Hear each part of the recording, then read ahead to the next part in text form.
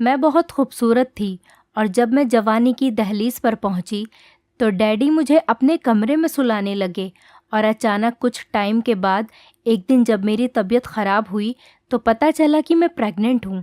हालांकि मेरा तो कोई बॉयफ्रेंड भी नहीं था। आज सुबह से ही मैं बहुत जोश में थी क्योंकि आज दोपहर को मेरी ग्रेजुएशन का रिज़ल्ट आने वाला था।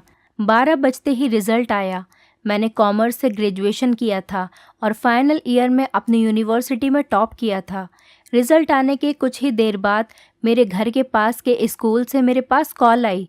दरअसल उस स्कूल के प्रिंसिपल मेरे पिता के दोस्त हैं और उन्होंने काफ़ी वक्त पहले से कह रखा था कि जैसे ही तुम्हारा ग्रेजुएशन पूरा होगा मैं तुम्हें अपने स्कूल में पढ़ाने के लिए बुला लूँगा, क्योंकि वो जानते थे कि मैं एक मेहनती और होशियार लड़की हूँ जैसे कि उन्हें ज़रूरत थी। और कुछ दिन के बाद मैंने स्कूल ज्वाइन कर लिया। वैसे तो वो स्कूल लड़कियों का था और वहाँ पर 12वीं तक की लड़कियाँ पढ़ती थीं। सारा स्टाफ भी लड़कियों का था, लेकिन सिर्फ मैथ्स के लिए एक सर आते थे। देखने में तो ढंग के लगते थे, लेकिन दूसरी लड़कियों से मुझे पता चला कि उनकी हरकतें बहुत ही छिचोरी हैं। कुछ ही दिन में उनकी हरकतें मेरे साथ भी होने लगीं। आते जाते वो मुझे घूर घूर कर देखने लगते। ऐसा लगता कि आंखों से ही मेरा एक्सरे कर लेंगे। उनकी गहरी और गंदी नज़रें मुझे बहुत ज़्यादा बुरी लगती थीं, लेकिन मैं यहाँ नई थी और क्योंकि ये स्कूल मेरे पापा के दोस्त का था, इसलिए मैं नहीं चाहती थी कि कोई भी बात मेरे पापा तक पहुँचे। लेकिन आज सुबह से मुझे वैसे ही चिढ़ हो रही थी कि अचानक जब छुट्टी के टाइम में क्लास से बाहर निकली तब वो मैथ्स वाले सर मुझे गेट पर मिल गए और मुझसे कहने लगे कि मिस रिया, आइए मैं आपको घर तक छोड़ देता हूँ। उनकी ये बात सुनकर मेरा दिमाग फिर गया और मैंने सोच लिया कि आज मैं इनकी तबीयत ठीक कर दूंगी। मैंने उन्हें बहुत खरी खोटी सुनाई। तब तक वहाँ बाकी टीचर्स की भी भीड़ लग गई और सामने से प्रिंसिपल सर भी आ गए। उन्होंने वहाँ भीड़ लगी देखी तो मामले की गंभीरता को समझा और मुझसे पूछा कि रिया बेटा क्या हुआ है। मैंने सारी बात प्रिंसिपल सर को बता दी, जिसे सुनकर उन्होंने उसी वक्त उन मैथ्स वाले टीचर को जॉब से निकाल दिया। मैंने उनसे कहा कि अंकल, आप ये बात मेरे पिताजी को मत बताइएगा, वरना हो सकता है वो मुझे जॉब करने से ही रोक लेंगे। हालांकि सब कुछ नॉर्मल हो गया था, लेकिन मेरा मूड पहले से ही ऑफ था और इस सब से मेरा मूड और बिगड़ गया। इसी बिगड़े मूड के साथ मैं थकी हारी स्कूल से पढ़ाकर जब घर लौटी तो घर पर डैडी को देखकर हैरान थी, क्योंकि डैडी तो इस वक्त ऑफिस में ही होते थे। आज इतनी दोपहर में घर कैसे चले आए? गर्मी और पसीने की वजह से मेरी हालत बहुत ख़राब थी। डैडी ने मुझे गहरी नज़रों से देखा, जैसे कि वो मेरे अंदर कुछ जानना चाहते हों। वो मुझे देखते ही बहुत अजीब लफ्ज़ों में पूछने लगे कि रिया, तुम्हें स्कूल से आने में इतनी देर क्यों हो गई? डैडी की बातों से मैं हैरान परेशान उनके सामने बैठ गई और उन्हें बताने लगी कि दरअसल आज स्कूल में बच्चों के असाइनमेंट जमा होने थे, जिस वजह से मुझे घर आने में देर हो गई। डैडी ने सर से पाँव तक मेरी तरफ देखा और कहने लगे, बस इतनी सी बात है? मुझे उनका ये पूछने का तरीका अच्छा नहीं लग रहा था, पर ये कोई नई बात नहीं थी, ये तो रोज़ का ही था। काफ़ी सालों से मैं उनके इस रवैये से बहुत परेशान थी। डैडी को मेरी बातों पर बहुत ही कम यकीन होता था। वो इस तरह सवाल करते हैं जैसे कि मैं उनसे कुछ छुपा रही हूँ। मैंने कहा, हाँ डैडी, बस इतनी सी ही बात है। आखिर क्या बात हो सकती है? वैसे भी महेश मेरे ही साथ होता है, आप चाहें तो उससे भी पूछ सकते हैं। मुझे स्कूल ले जाने और लाने वाला ड्राइवर 27 साल का जवान लड़का था। उसका नाम महेश था, लेकिन डैडी को उस पर बहुत ज़्यादा भरोसा था। इससे पहले उसके पिताजी हमारे घर पर नौकरी करते थे। वो लोग बहुत शरीफ लोग थे। जब से मैंने स्कूल आना जाना शुरू किया था, महेश ही मुझे ले जाने और ले आने की जिम्मेदारी उठा रहा था। इतना यकीन दिलाने के बाद डैडी को किसी तरह मेरी बातों पर भरोसा हुआ। फिर उन्होंने कहा, ठीक है, कमरे में जाओ और फ्रेश हो जाओ, फिर साथ बैठकर खाना खाते हैं। मुझे अपने डैडी का ये अंदाज बिल्कुल भी समझ में नहीं आ रहा था। कहने को तो वो मेरे बाप हैं, पर प्यार करना तो बहुत दूर की बात है। वो मेरे साथ हमेशा सख्ती से ही पेश आते थे। मेरी हर छोटी से छोटी हरकत पर उनकी नज़र होती थी। रात में वो कई बार मेरे कमरे के चक्कर लगाते थे। पता नहीं क्यों डैडी को मुझ पर भरोसा ही नहीं था। जब मेरा गुस्सा थोड़ा ठंडा हुआ तो मैं फ्रेश होकर बाहर खाना खाने डाइनिंग टेबल पर आकर बैठ गई। डैडी बार बार मेरी तरफ देख रहे थे, जैसे वो कुछ मुझसे जानना चाहते हैं, वो मुझसे कुछ कहना चाहते हैं। मैंने कई बार उनसे पूछा कि आखिर बात क्या है डैडी, पर उन्होंने मेरी बातों का कोई जवाब नहीं दिया। जब से माँ इस दुनिया से गई थी, डैडी ने ही मुझे पाल पोस कर बड़ा किया था। डैडी मेरी हर छोटी बड़ी ज़रूरत का ध्यान रखते थे। माँ की मौत के वक्त मेरी उम्र लगभग 8 साल की थी, पर अब मेरी उम्र 18 साल हो गई थी। डैडी हर वक्त मेरे साथ सख्ती से ही पेश आते थे। उनकी इसी वजह से मैं अपने ही घर में घुटन महसूस करती। इसीलिए ग्रेजुएशन पूरा होने के बाद मैंने एक प्राइवेट स्कूल में अध्यापक के तौर पर नौकरी ज्वाइन कर ली। स्कूल में मेरी एक कलीग थी माधवी, जो मेरे दिल के बहुत करीब थी। माधवी मेरी बहुत अच्छी दोस्त बन चुकी थी। कई बार मैं माधवी के घर चली जाती। माधवी का एक भाई था गौरव। जब मैं माधवी के घर जाती, गौरव भी हम लोगों से बातें करने लगता।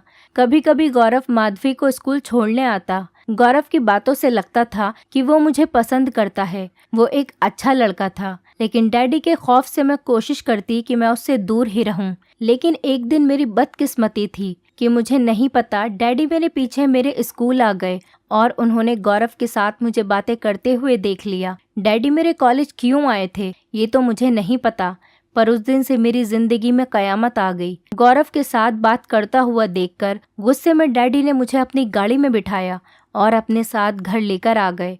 उस दिन से डैडी ने मेरा स्कूल आना जाना बंद करवा दिया और मेरी जॉब भी छुड़वा दी। उन्हें शक था कि गौरव के साथ मेरा रिश्ता है। मैंने डैडी को लाख समझाने की कोशिश की, पर डैडी ने मेरी एक ना सुनी और गुस्से में मुझसे कहने लगे, मैं अपनी इज्जत को दांव पर नहीं लगा सकता। तुमने मेरे भरोसे को तोड़ा है। तुम्हारी माँ के गुजर जाने के बाद मैंने हर दिन तुम्हारी फिक्र में गुजारा है। इतनी पाबंदियों के बाद तुमने आज मेरे मुंह पर कालिक पोत दी। डैडी की इस बात ने मुझे अंदर से खोखला कर दिया। मेरा रोना धोना कुछ काम नहीं आया। फिर बिना किसी गुनाह के मेरी जॉब छूट गई, जबकि गौरव के साथ मेरा ऐसा कोई रिश्ता ही नहीं था कि डैडी के सामने मुझे शर्मिंदा होना पड़े या डैडी की इज्जत पर कोई आंच आती। मैं घर में बंद होकर रह गई थी और हर वक्त खामोशी से अपने कमरे में पड़ी रहती। हमारे घर में पैसे रुपए की कोई कमी नहीं थी, पर एक आज़ादी थी जिसके लिए मैं तरस रही थी। मेरे डैडी को ही जब मेरे ऊपर भरोसा नहीं था, तो मैं गैरों से क्या उम्मीद रखती। एक दिन मेरे डैडी के दोस्त शर्मा अंकल, जो कि मेरे डैडी के बिजनेस पार्टनर भी थे, वो हमारे घर आए। आते ही मेरी जॉब के बारे में पूछने लगे। मैंने रोते रोते उन्हें सारी बात बता दी। वो डैडी के पुराने दोस्त हैं और अक्सर ही हमारे घर पर आ जाया करते थे, इसलिए मुझे उनसे कोई झिझक नहीं थी। मैं अपने दिल की हर बात उनसे आसानी से बता दिया करती।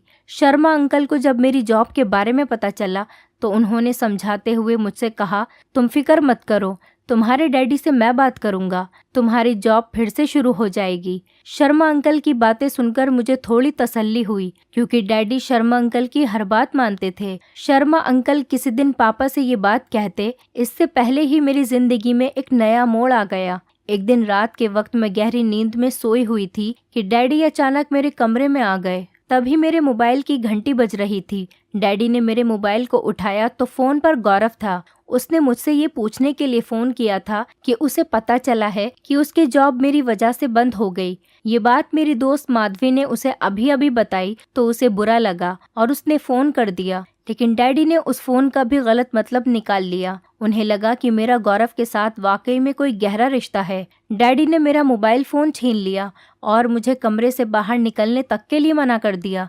ये सब होने के बाद मैं सारा वक्त कमरे में बंद रहती। कभी कभार शर्मा अंकल आते तो मुझसे मिलने मेरे कमरे में ही आ जाते। वो मुझे समझाते हुए कहते, बस कुछ दिन और इंतज़ार कर लो, मैं तुम्हारे डैडी को तुम्हारी जॉब के लिए मना लूँगा। अभी इन सभी बातों को 2 दिन ही गुजरे थे। एक दिन डैडी मेरे कमरे में आए और मुझसे कहने लगे, आज के बाद तुम मेरे कमरे में सोया करोगी। मैं जवान लड़की थी और मेरे लिए डैडी के साथ सोना बहुत शर्म की बात थी। मैंने डैडी से कहा, मैं अपने कमरे में ही ठीक हूँ। मेरी ये बात सुनकर डैडी ने उस समय कहा, क्यों, रात के वक्त कमरे में मिलने तुमसे कोई आता है क्या? डैडी की इस तरह की बातें सुनकर मेरी आंखों में आंसू आ गए और मैं रोने लगी। मैंने उनसे कहा कि एक बार तो अपनी बेटी पर यकीन करें। डैडी ने कहा, जितना भरोसा करना था मैंने कर लिया, पर आज के बाद तुम मेरे कमरे में ही सोया करोगी। उस दिन के बाद से डैडी ने अपने कमरे में मुझे सुलाना शुरू कर दिया। डैडी के कमरे में सोते समय मैं सारी रात जागते हुए गुजार देती। रात भर जागने की वजह से जब मैं अपने कमरे में जाती तो पूरा दिन सोते हुए गुजारती। सब कुछ ऐसे ही चलता रहा और 3 महीने गुजर गए कि अचानक मेरी तबीयत बहुत खराब होने लगी। ऐसा लगता था कि मेरा सर भारी हो रहा है और मुझे चक्कर आ रहे हैं। डैडी ने जैसे ही मेरी बिगड़ी तबीयत को देखा तो डैडी को यकीन हो गया कि मैं प्रेग्नेंट हूँ। मेरी ये हालत देखकर डैडी ने उस समय मुझसे कहा, देखा तुम्हारे गलत काम करने का नतीजा हमारे सामने आ ही गया। जिस बात का मुझे डर था वही हुआ। हमारे खानदान की इज्जत को तुमने मिट्टी में मिला दिया। अब हम कहीं मुंह दिखाने के काबिल नहीं रहे। डैडी की ये बातें सुनकर मेरे सिर पर आसमान गिर गया।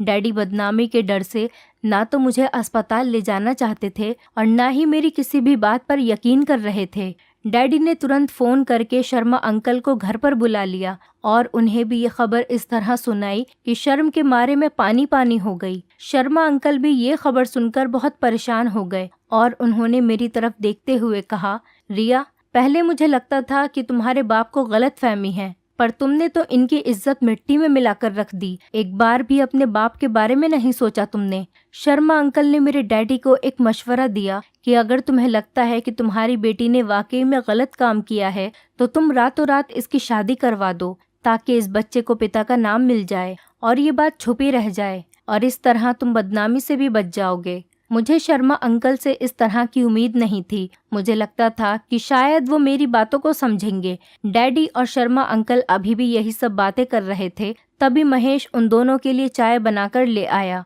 महेश को सामने देखते ही पापा ने अचानक से उससे पूछ लिया कि तुम रिया से शादी करोगे।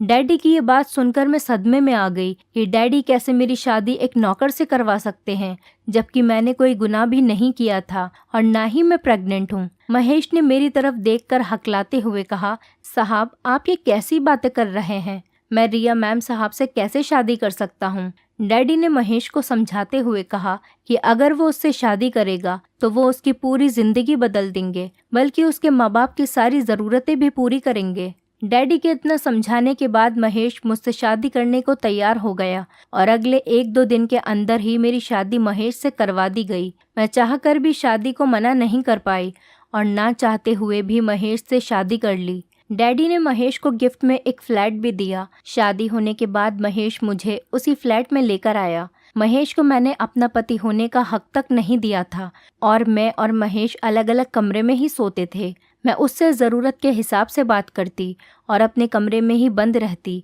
महेश को मुझसे कोई शिकायत नहीं थी और वो हर वक्त मुझे खुश रखने की कोशिश में लगा रहता था।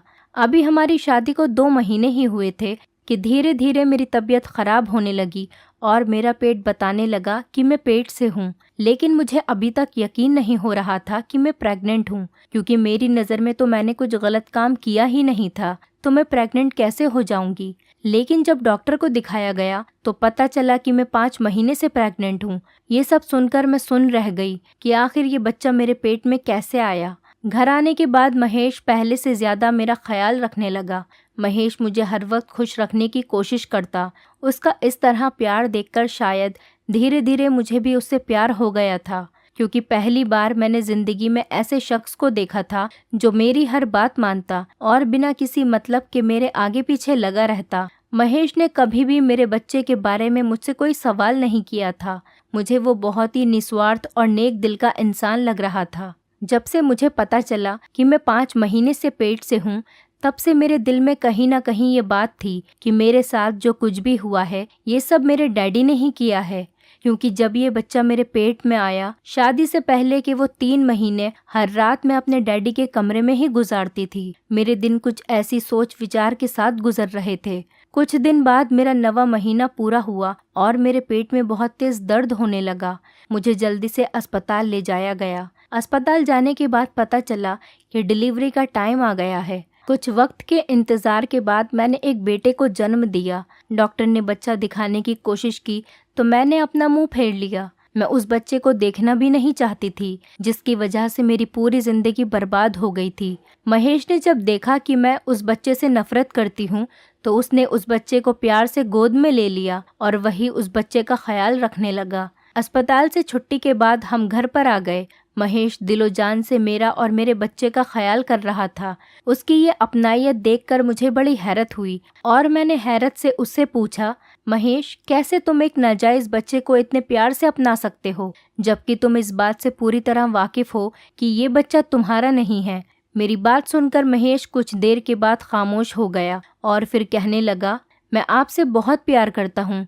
आपसे जुड़ी हर चीज़ मुझे बहुत प्यारी है। ये बच्चा आपने पैदा किया है, उससे मुझे उतना ही प्यार है जितना कि आपसे। मैं इसके लिए और आपके लिए कुछ भी कर सकता हूँ। उसके मुंह से अपने प्यार का इस तरह इजहार सुनकर मैं दंग रह गई। बच्चे को पैदा हुए महीना होने वाला था, लेकिन अब तक मैंने अपने बच्चे को गोद में नहीं लिया था। महेश बच्चे का दिन रात ख्याल रखता था और मैं अपने कमरे में बंद होकर अपनी बदनसीबी पर आंसू बहा रही होती थी। मैं उस बच्चे को अपनाना ही नहीं चाहती थी। एक दिन मैं अपने कमरे में बैठी हुई रो रही थी कि महेश मेरे पास आया और मुझसे कहने लगा, रिया जी, मुझसे आपका ये दुख देखा नहीं जा रहा।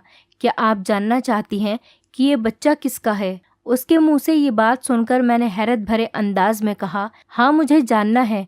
मुझे जल्दी बताओ कि ये बच्चा किसका है। महेश ने कहा, मैं आपको सब कुछ सच सच बता दूंगा, पर इसके लिए आपको मुझसे एक वादा करना होगा। ये सच्चाई जानने के बाद आप इस बात को अपने दिल में ही दफन कर लेंगी और किसी को कुछ नहीं बताएंगी, क्योंकि ये बात किसी को भी पता चली कि बच्चा किसका है तो हमारे बच्चे के भविष्य पर बहुत बुरा असर पड़ेगा। इसमें इस मासूम का क्या कसूर? मुझे किसी भी हालत में सच्चाई जाननी थी, इसीलिए मैंने वादा किया कि ठीक है, जैसा तुम कहते हो मैं वैसा ही करूंगी। महेश के मुंह से सच्चाई जानने के बाद मेरे पैरों तले जमीन खिसक गई, क्योंकि इस बच्चे का बाप वो इंसान था जिस पर मैं खुद से भी ज्यादा भरोसा करती थी। मेरे बच्चे के पिता शर्मा अंकल थे और उन्होंने ये सब मेरे साथ मेरे डैडी की प्रॉपर्टी हड़पने के लिए किया था। शर्मा अंकल शुरू से ही हमारे घर आया जाया करते थे, इसीलिए मेरे डैडी उनके ऊपर बहुत भरोसा करते थे कि एक दिन शर्मा अंकल घर पर आए थे। घर पर कोई नहीं था और शायद उस दिन आपके सर में बहुत तेज़ दर्द था और आपने मुझसे कॉफ़ी बनाने को कहा था। तभी अचानक शर्मा अंकल घर पर आए और मुझे किचन में कॉफ़ी बनाता हुआ देखकर पूछने लगे कि किसके लिए मैं कॉफ़ी बना रहा हूँ। जब उन्हें पता चला कि मैं कॉफ़ी रिया मैडम के लिए बना रहा हूँ तो उन्होंने किसी बहाने से मुझे ज़रूरी काम के लिए बाहर भेज दिया और कहने लगे कि तुम जाओ, रिया को कॉफ़ी मैं दे दूँगा। महेश ने ये सब बातें मुझे बताईं तो मुझे याद आया कि एक दिन शर्मा अंकल मेरे लिए कॉफ़ी लेकर आए थे। मुझे क्या पता था कि पिता समान होने के बावजूद भी मेरे साथ वो ऐसा करेंगे। मैंने उनके हाथ से कॉफ़ी लेकर पी ली थी और कॉफ़ी पीते ही मुझे नींद आ गई थी। शायद उसमें नशे की कोई दवाई मिली हुई थी, जिस वजह से मैं फ़ौरन ही बेहोश हो गई। महेश ने बताया कि पता नहीं क्यों उसे कुछ अनहोनी का एहसास हो रहा था, इसीलिए काम निपटाकर वो जल्दी से घर आया। जब तक मैं आया तब तक शर्मा अंकल आपके कमरे से निकलते हुए अपने घर पर जा रहे थे। तब से मैं शर्मा अंकल और आपके डैडी की बातों पर ध्यान देने लगा। ज़्यादातर शर्मा अंकल आपके बारे में आपके पापा को भड़काते थे। मैं चाहता तो ये सारी बातें आपसे और आपके डैडी को बता सकता था, लेकिन मुझे पता था कि मुझ जैसे नौकर की बातों पर कौन भरोसा करेगा। पर जब आपके डैड आपके साथ सख्ती से पेश आते तो मुझे बहुत बुरा लगता। रिया जी, भले ही मैं आपके घर का नौकर या ड्राइवर था, पर आपके साथ ऐसा होता हुआ देखकर मेरा दिल तड़प जाता था। बल्कि यूं कहूं कि आपकी परेशानी देखकर शायद मुझे आपसे प्यार हो गया था और इसीलिए जब उस दिन आपके डैडी ने मुझसे शादी के लिए पूछा कि तुम रिया से शादी करोगे तो मैं तैयार हो गया कि मुझे पूरा विश्वास था कि मैं आपको अपनाने के साथ साथ आपके बच्चे को भी अपना लूँगा, क्योंकि मैं आपसे दिल से प्यार करता हूँ। और इन सब में इस मासूम का क्या कसूर जो इसे सज़ा मिले। मैं और महेश अभी यही बातें कर रहे थे कि मेरा बेटा जो गहरी नींद में सोया हुआ था उसकी आंखें खुल गईं और वो रोने लगा। महेश ने ज़बरदस्ती बच्चे को मेरी गोद में डाल दिया तो ममता से मेरा भी दिल तड़प उठा और मैंने उसे सीने से लगा लिया और फूट फूट कर रोने लगी।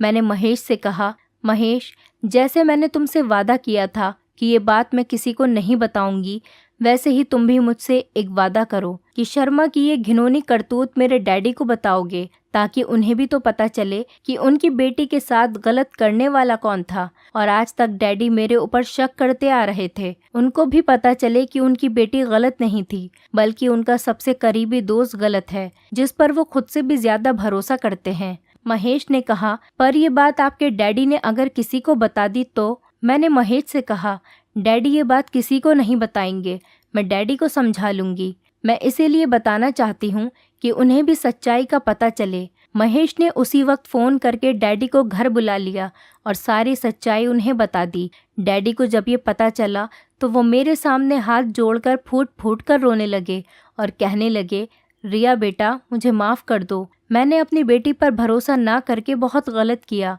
और अगर इस बच्चे की बात ना होती तो मैं अभी इसी वक्त शर्मा को जेल भिजवा देता। डैडी उसी दिन मुझे और महेश को अपने साथ लेकर चले आए और शर्मा से सारे रिश्ते नाते तोड़ दिए। मैंने और महेश ने वादा किया कि हम गैरों से ज़्यादा अपने बच्चे की बातें सुनेंगे, क्योंकि जो मेरे पापा ने मेरे साथ किया, कोई भी पेरेंट्स अपने बच्चे के साथ वैसा ना करे। क्योंकि अगर मेरे डैडी मुझ पर भरोसा करते तो आज मुझे ये दिन ना देखना पड़ता। दोस्तों, उम्मीद करती हूँ आपको हमारी कहानी पसंद आई होगी। कहानी पसंद आई है तो वीडियो को लाइक करें, चैनल पर नए हैं तो चैनल को सब्सक्राइब करें और हाँ, नोटिफिकेशन बेल को ज़रूर दबाएं ताकि अगली अपडेट सबसे पहले आपको मिले।